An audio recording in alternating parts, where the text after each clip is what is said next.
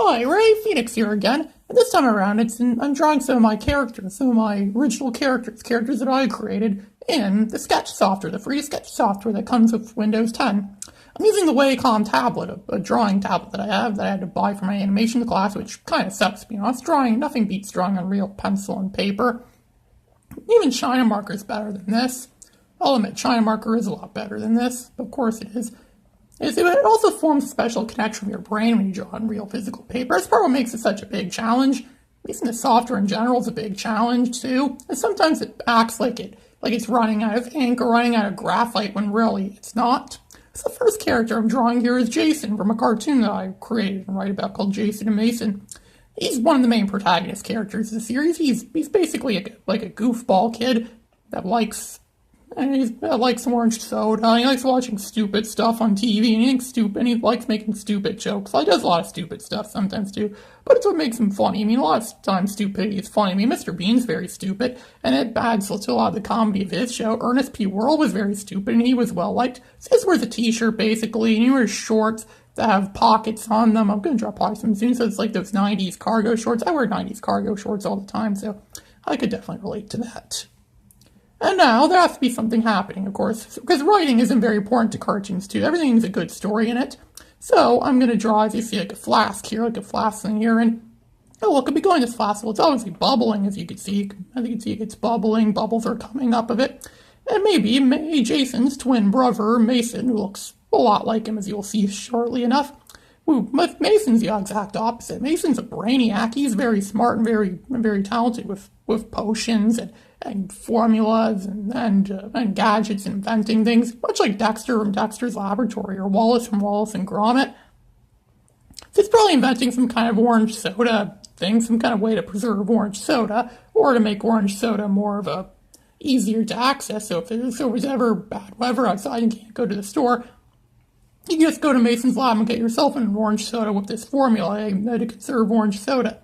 And it might even end world first. You know, like people that go first in a bunch of countries, especially those poor countries in Africa. So Mason basically saved the world in a lot of ways. And you can see here, I'm drawing the circles at first to make up the can, because if you just draw the outlines, you don't get perspective. You actually get a better sense of perspective when you draw like that. And I'll draw an orange in the can, because not much you can really draw in that small space. So yes, this color is there. The only thing really separates Jason and Mason, parts of clothing they wear, and their hair colors too.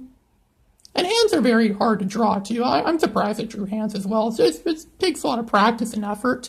But really, it's just taking drawing I don't even know how to describe it really. It's hard for me to describe it. I'm sure there's people that are better at describing it than me. And you can use color on the software too, but I'm not going to bother with that right now because that would take up too much time. I don't think you guys want to see me spend an hour here coloring something in.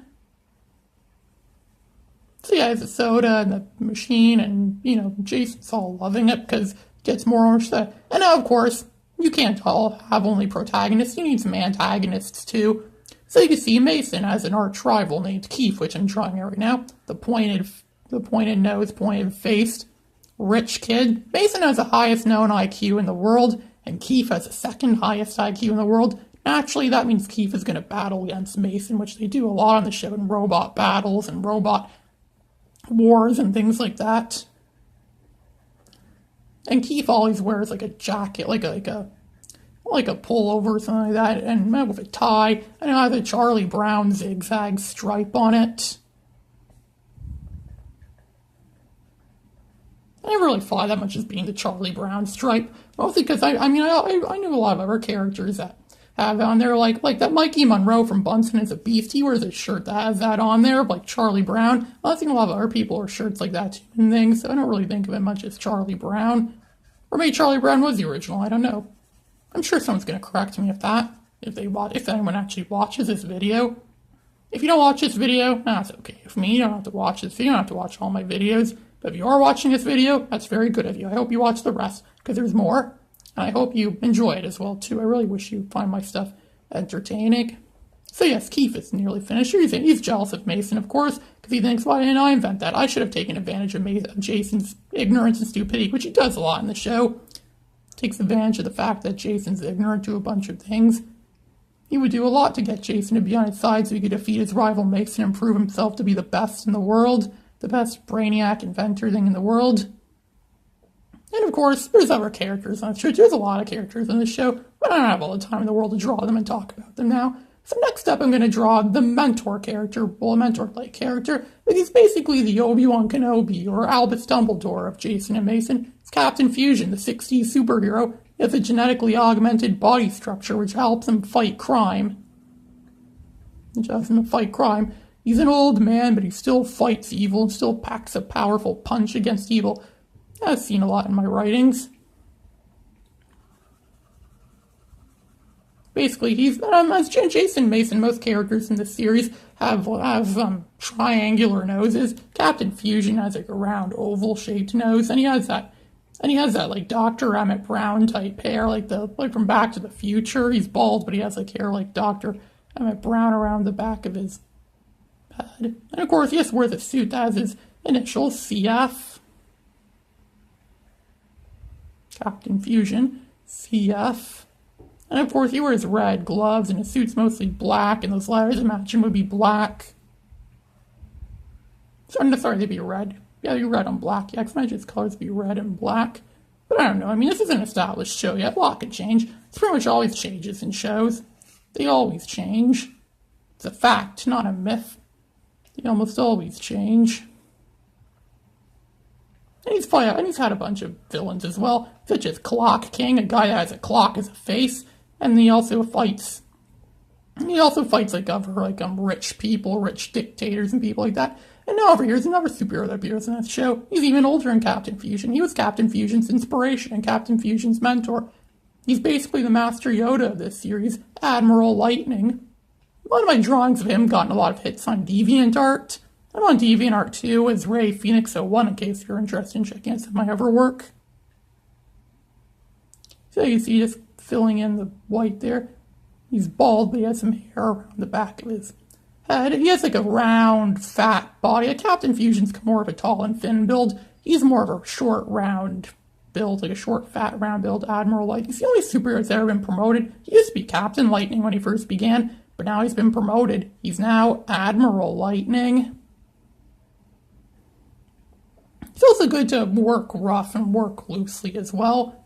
And do some construction as well to build perspective on your characters. Mostly more used in 3D characters and 2D characters, but 2D characters could still apply to them. And of course, Admiral Lightning got his superpowers from a gem, a crystal gem that he was exposed to once when he was younger, which gave him superpowers. And he usually uses a gem as like his main weapon, his main way of fighting evil. And they all have capes too. I know capes aren't necessarily a good thing to have, but, well, he does. Capes aren't necessarily a bad thing in this universe.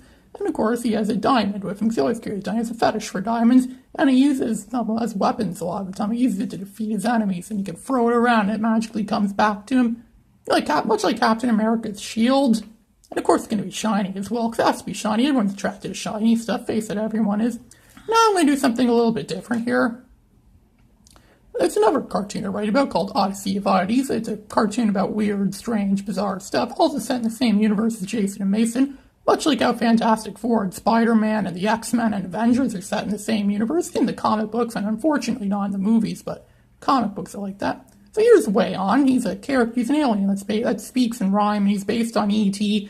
He's green, and he wears a red Hawaiian shirt always, and he has long, thin, bony arms, which I'll draw in a sec.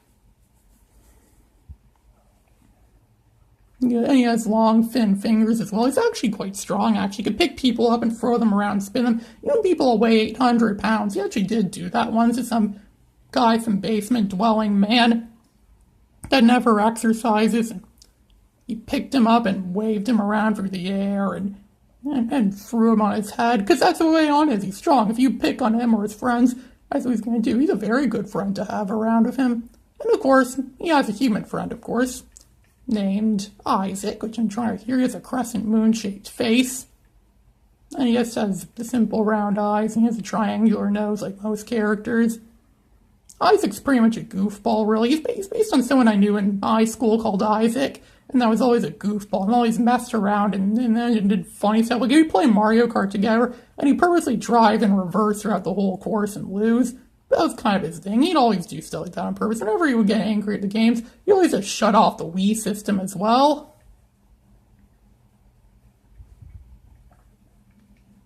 this is a big challenge. I definitely would do more if I was doing this on real paper and pencil. I'd do more. But the limitations, the computer's limited. The computer's a lot more limited, which made this a really big challenge. But you can see right here, Eyes managed to do it. Isaac always dressed up as a clown too. So I was able to do this challenge, as you can see, on the computer, which is a lot more difficult than in real paper and pencil. This is Ray Phoenix signing out.